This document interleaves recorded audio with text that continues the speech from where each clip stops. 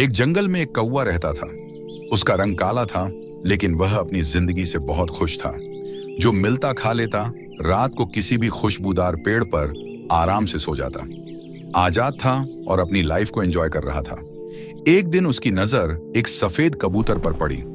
कौवा सोचने लगा, मैं तो काला हूं और यह कितना सफेद, कितना खूबसूरत है। जरूर यह मुझसे ज्यादा खुश होगा। अब यही सोच उसे परेशान करने लगी। रात को उसे नींद भी नहीं आने लगी। एक दिन वह कबूतर के पास गया और बोला, तुम कितने खुशनसीब हो।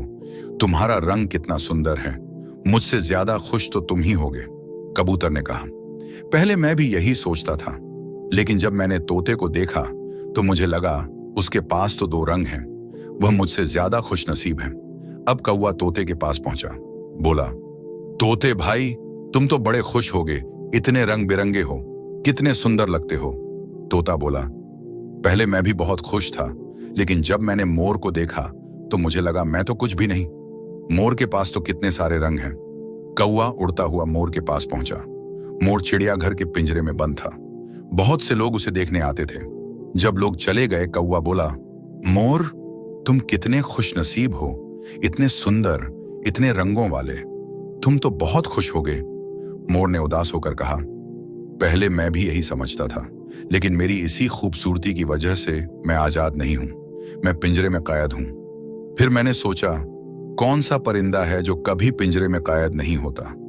तब मुझे समझ आया, कौवा, क्योंकि वह साधारण है इसलिए आजाद है। यह सुनकर कौवे को एहसास हुआ, मैं तो वाकई खुशनसीब हूं। मैं आजाद हूं और यही सबसे बड़ी दौलत है। ये कहानी भले ही काल्पनिक हो, लेकिन इसका पैगाम हमारी जिंदगी के लिए बहुत बड़ा है।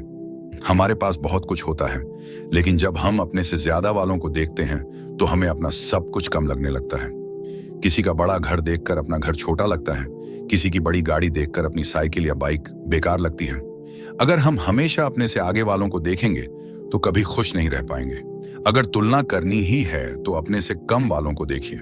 कई लोग बहुत मुश्किल जिंदगी जी रहे हैं। अल्लाह ने हमें बहुत कुछ दिया है। हम लाखों करोड़ों लोगों से बेहतर हालात में हैं, और अल्लाह का वादा है कुरान में, अगर तुम मेरा शुक्र अदा करोगे तो मैं तुम्हें और दूंगा। इसलिए शिकायत छोड़िए, शुक्र अदा करना सीखिए। शुक्र जिंदगी को खूबसूरत बना देता है। अल्लाह हमें शुक्र करने वालों में शामिल करे। आमीन।